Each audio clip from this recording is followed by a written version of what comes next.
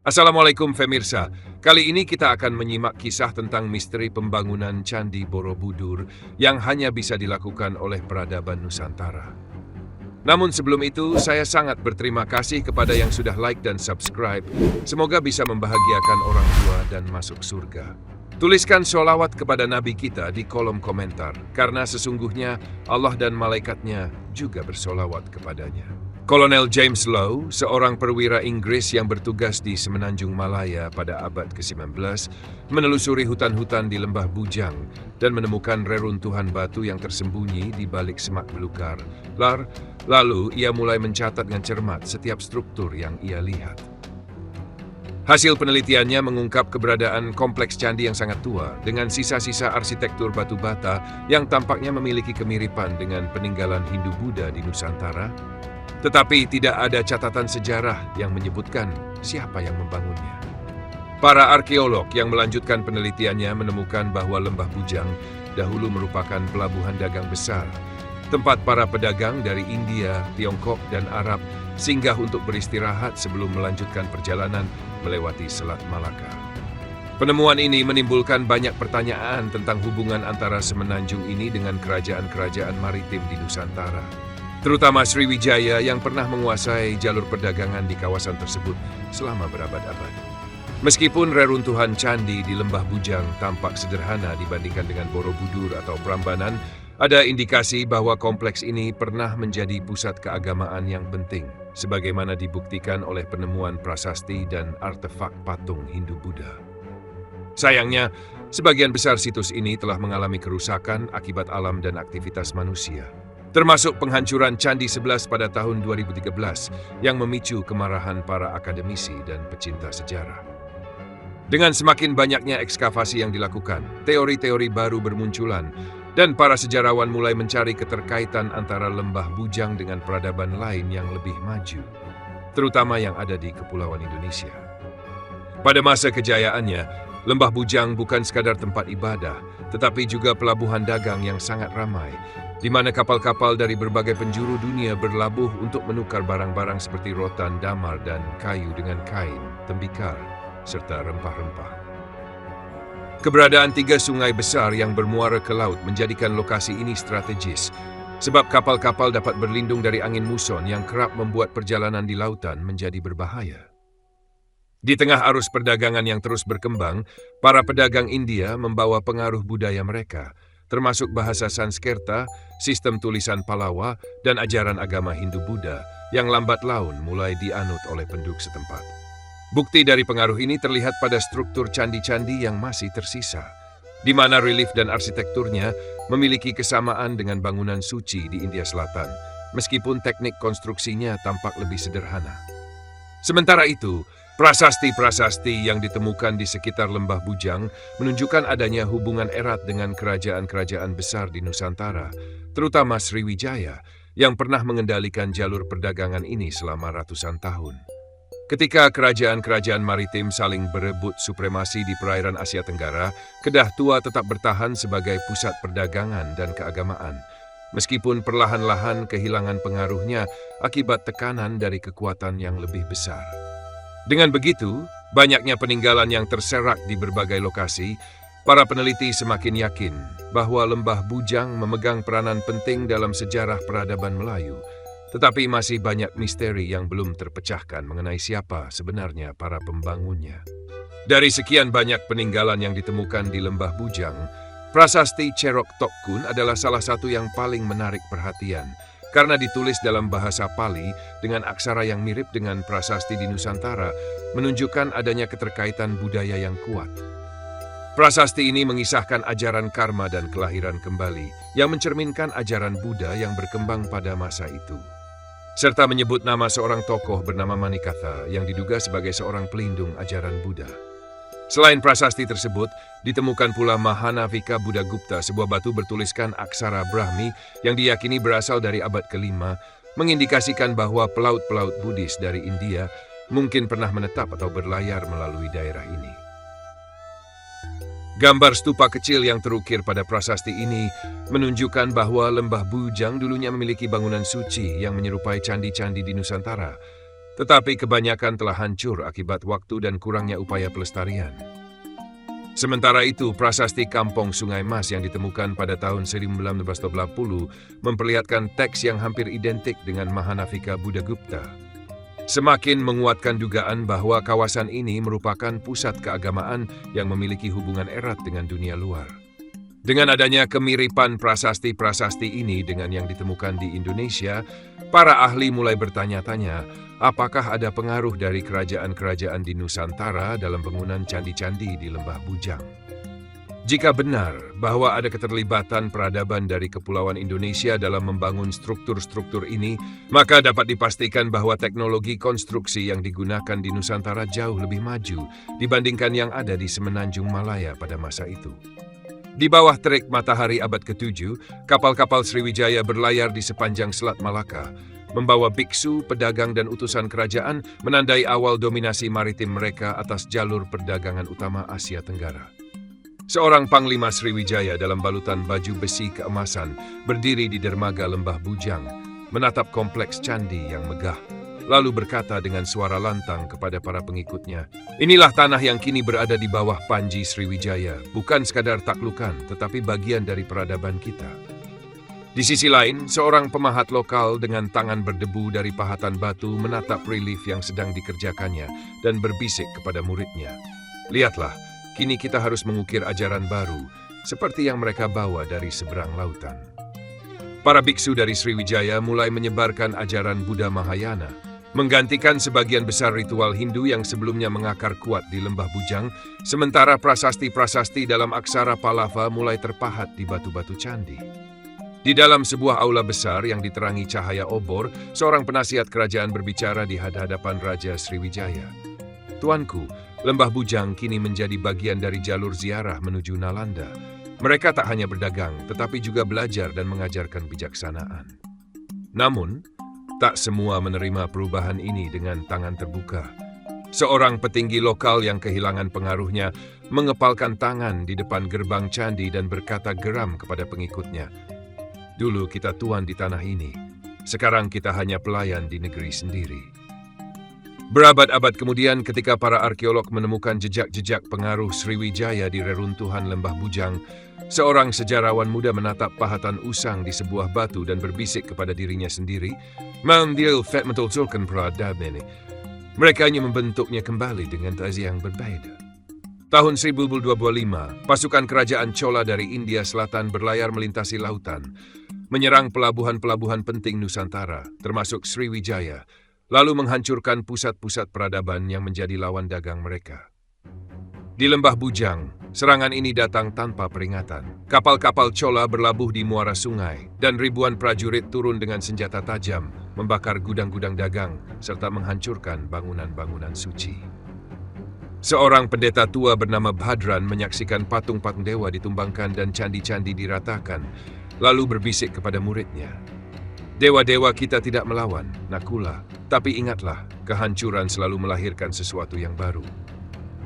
Para pedagang dan penduduk melarikan diri ke hutan-hutan, bersembunyi dari para penyerang, sementara kitab-kitab suci dan prasasti yang mencatat sejarah Kedah Tua ikut musnah dalam kobaran api yang melahap kuil-kuil batu. Di tengah reruntuhan, seorang prajurit Chola memeriksa batuan yang digunakan untuk membangun candi, lalu mengernyitkan dahi. "Mengapa batu ini lebih kokoh dari yang kita miliki di tanah kelahiran kita?" bisiknya kepada rekannya. Ketika fajar menyingsing, Lembah Bujang telah berubah menjadi kota mati. Raja dan bangsawan yang tersisa menyerah, sementara budaya Hindu-Buddha yang telah berakar lama mulai kehilangan pijakannya di wilayah itu. Berabad-abad kemudian, reruntuhan yang tersisa dari candi-candi Lembah Bujang menjadi saksi bisu, terlupakan oleh waktu, hanya dikenal dalam cerita rakyat yang samar-samar diingat oleh generasi berikutnya. Pada abad ke-14, Lembah Bujang telah kehilangan kejayaannya sebagai pusat perdagangan, sementara di selatan sebuah kerajaan baru mulai tumbuh dari jalur dagang yang sama, dipimpin oleh seorang pangeran pelarian dari Palembang, Parameswara. Dalam sebuah pertemuan di pesisir, seorang saudagar Arab berbicara dengan seorang petinggi lokal. "Lihatlah, orang-orang datang ke Malaka, bukan ke tempat lama di utara. Inilah takdir baru bagi perdagangan kita." Islam mulai menyebar melalui para pedagang, menggantikan kepercayaan lama yang telah bertahan selama ratusan tahun, dan dengan semakin berkuasanya Kesultanan Malaka, Hindu-Buddha di Semenanjung perlahan memudar.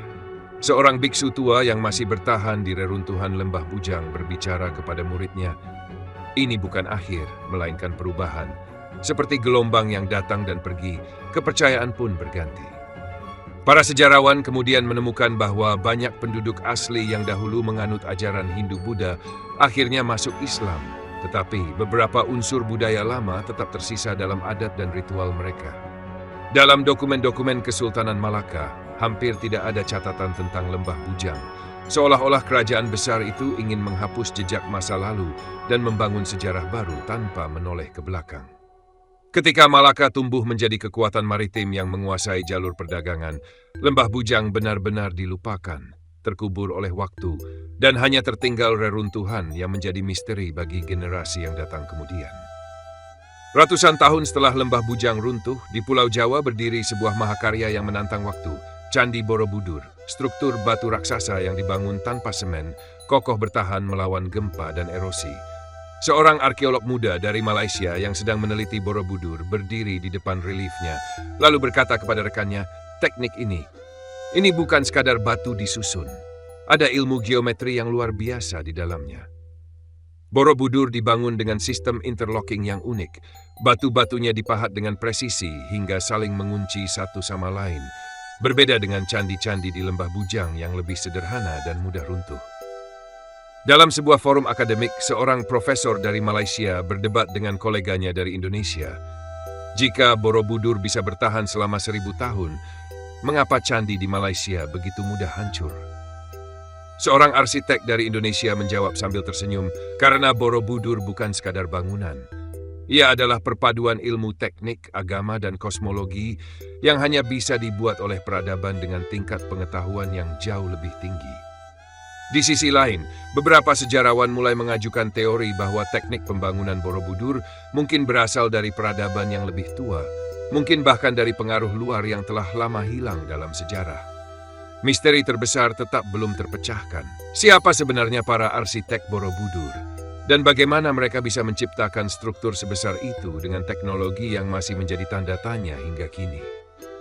Seorang profesor dari Malaysia, Dr. Azman, menghabiskan bertahun-tahun mempelajari perbedaan antara Borobudur dan candi di Lembah Bujang, lalu ia memutuskan untuk melakukan eksperimen yang mengejutkan dunia akademik. Dalam sebuah laboratorium teknik di Kuala Lumpur, ia berdiskusi dengan timnya. Jika kita bisa mereplikasi teknik interlocking Borobudur dengan batu dari Lembah Bujang, maka kita bisa membuktikan sesuatu yang besar. Timnya mencoba membuat ulang struktur candi menggunakan batu bata khas Lembah Bujang, tetapi berulang kali mengalami kegagalan karena materialnya terlalu rapuh dibandingkan dengan batu vulkanik yang digunakan di Borobudur. Seorang mahasiswa bertanya dengan skeptis, "Jadi Profesor, apa yang Anda simpulkan? Apakah candi di Malaysia memang tak bisa dibandingkan dengan Borobudur?" Dr. Azman tersenyum dan berkata, "Kesimpulannya bukan itu. Melainkan, membangun sesuatu seperti Borobudur membutuhkan teknik dan pengetahuan yang sangat maju, yang tampaknya tidak dimiliki oleh para pembangun candi di Lembah Bujang." Ketika hasil penelitiannya dipublikasikan, muncul reaksi beragam. Beberapa mendukung kesimpulannya, sementara yang lain menolak dengan keras, menganggap bahwa ada faktor politik dalam perdebatan ini. Namun satu hal pasti, eksperimen Dr. Azman membuka kembali perdebatan lama tentang siapa yang sebenarnya memiliki keahlian arsitektur tertinggi di Asia Tenggara pada masa lalu, dan apakah misteri Borobudur akan terus menjadi teka-teki sejarah yang belum terpecahkan. Pada sebuah ekskavasi di sekitar Borobudur, tim arkeolog menemukan fragmen batu yang menunjukkan pola pahat unik, berbeda dengan teknik candi di Malaysia yang menggunakan batu bata atau laterit yang lebih mudah lapuk. Seorang arkeolog senior, Dr. Rendra, mengamati batuan andesit yang tersusun rapi, lalu berkomentar kepada asistennya, "Lihat potongan ini. Interlockingnya begitu presisi. Ini bukan kerja tukang biasa." Di Malaysia, Profesor Azman menerima laporan dari timnya yang mencoba mereplikasi teknik tersebut. Namun setelah berulang kali gagal, ia menghela napas dan berkata, "Struktur ini hanya bisa dibuat oleh tangan yang paham betul karakteristik batu vulkanik." Seorang mahasiswa Indonesia yang ikut dalam penelitian mencatat bahwa Borobudur dibangun dengan metode tanpa perekat, berbeda dengan candi-candi di Lembah Bujang yang lebih bergantung pada mortar dan tanah liat. Dalam sebuah konferensi, seorang pakar arsitektur kuno dari Jepang menyatakan, tidak ada indikasi bahwa teknik Borobudur pernah digunakan di tempat lain, bahkan di India atau Myanmar. Ini benar-benar khas Nusantara. Diskusi semakin menarik ketika bukti arkeologi baru menunjukkan bahwa peradaban pembangun Borobudur memiliki pengetahuan geoteknik yang memungkinkan bangunan ini bertahan dari gempa selama berabad-abad. Sementara dunia akademik heboh dengan temuan ini, media mulai menyoroti bagaimana perdebatan ini bukan hanya soal sejarah, tetapi juga soal kebanggaan nasional di antara negara-negara Asia Tenggara. Di aula sebuah universitas di Kuala Lumpur, sekelompok akademisi dari Malaysia dan Indonesia duduk dalam konferensi panas yang membahas klaim eksklusivitas pembangunan Borobudur. Seorang dosen Malaysia dengan nada skeptis berkata, "Sejarah bukan soal batas negara modern. Siapa yang bisa memastikan bahwa pengetahuan ini tidak datang dari luar Nusantara?" Dr. Rendra tersenyum tipis dan menjawab, "Jika memang datang dari luar, mengapa tekniknya tidak ditemukan di India, Sri Lanka, atau Myanmar? Mengapa hanya Borobudur yang memiliki pola ini?" Di bagian lain aula, seorang sejarawan dari Thailand menambahkan perspektif, Asia Tenggara itu satu ekosistem budaya, tetapi kita harus mengakui bahwa Borobudur adalah hasil inovasi lokal. Seorang mahasiswa yang mengikuti diskusi berbisik kepada temannya, "Dengar, debat ini lebih mirip perang dingin akademik daripada seminar ilmiah." Ketika sesi tanya-jawab dibuka, seorang peneliti muda dari Malaysia bertanya dengan lugas, apakah mungkin bahwa teknik ini dulunya ada di Malaysia, tetapi hilang karena invasi Chola? Sesi berakhir dengan kesimpulan yang tidak memuaskan semua pihak. Tetapi satu hal yang pasti, Borobudur tetap menjadi misteri yang belum bisa dipatahkan oleh teori manapun di luar Nusantara. Sebuah artikel kontroversial diterbitkan oleh seorang sejarawan asing yang menyebut bahwa Borobudur seharusnya dianggap sebagai warisan Asia Tenggara, bukan hanya Indonesia.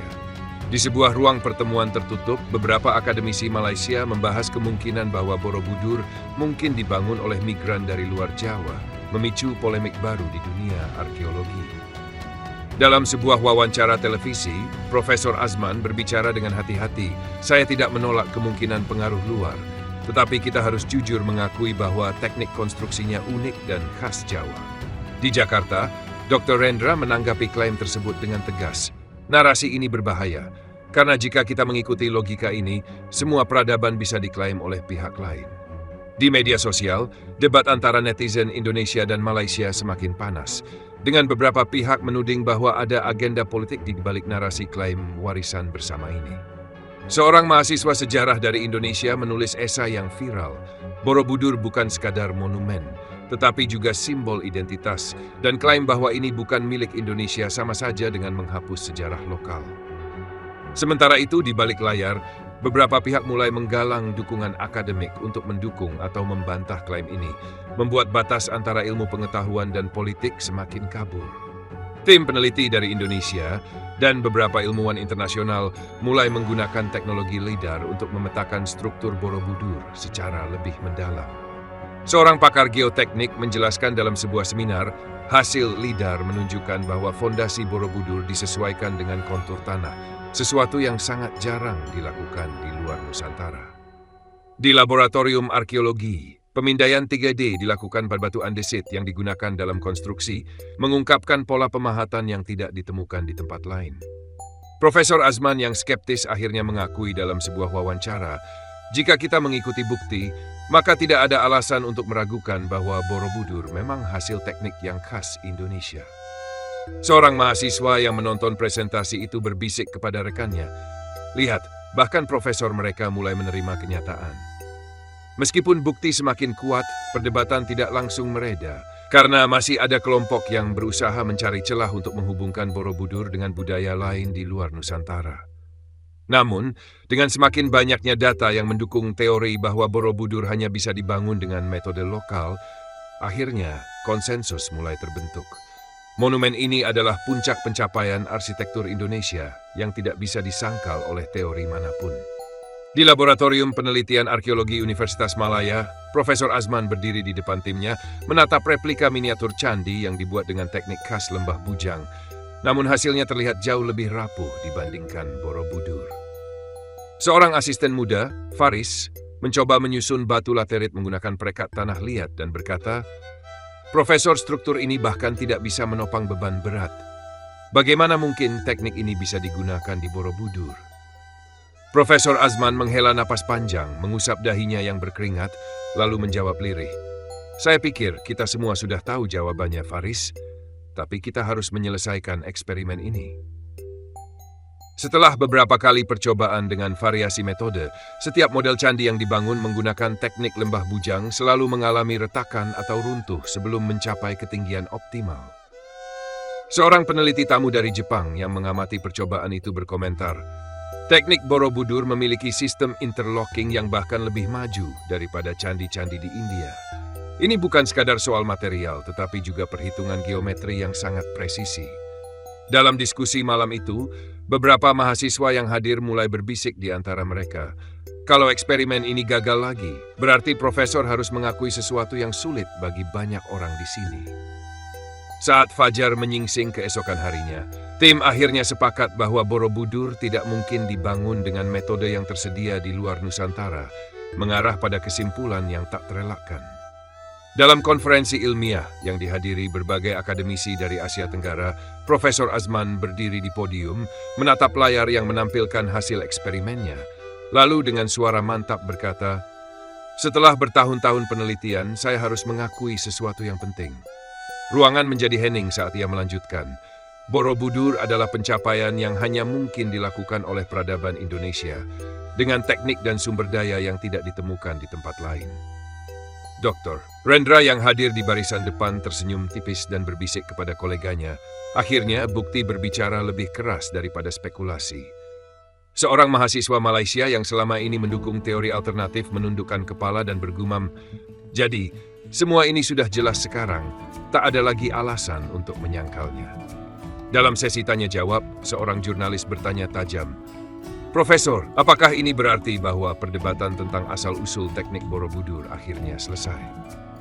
Profesor Azman menghela napas, lalu menjawab dengan nada reflektif, "Ilmu pengetahuan tidak pernah benar-benar selesai, tetapi saat ini kita harus menerima bahwa keajaiban Borobudur memang lahir dari Nusantara."